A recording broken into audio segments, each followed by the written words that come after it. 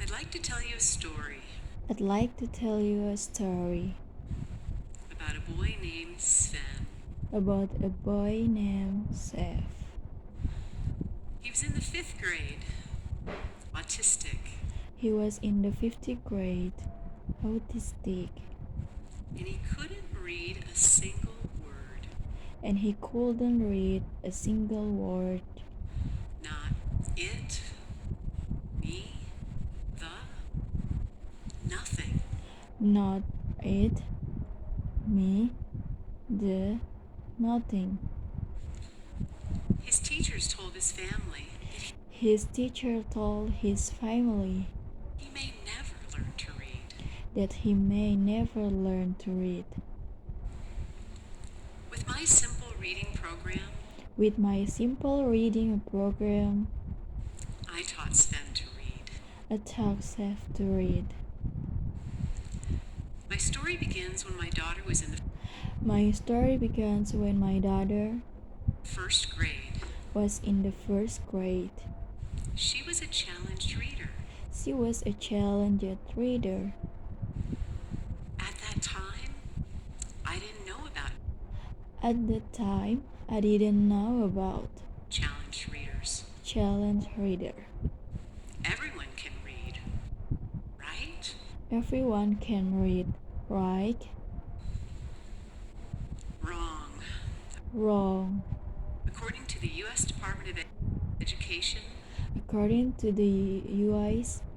Department of Education, last year, 19% of high school students last year's 19% of high school in America students in America graduated unable to read graduate unable to read above a 3rd grade level, above a 3rd grade level, which is considered which is considered functionally illiterate. functionally illiterate.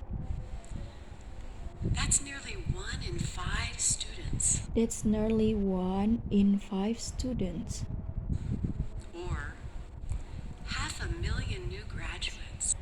or 500,000 new graduates Each year. each year. How can anyone graduate high school not knowing how to read? How can anyone graduate high school not knowing how to read?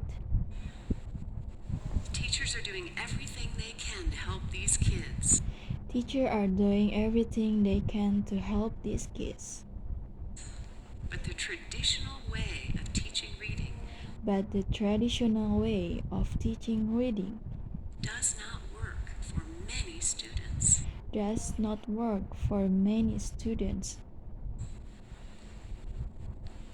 According to the National Assessment of Adult Literacy, According to the National Assessment of Adult Literacy, in America, 85% of juvenile delinquents and 70% in American 95% of juvenile delinquency and 7% on prison inmates of prison inmates are functionally illiterate. are functionally illiterate.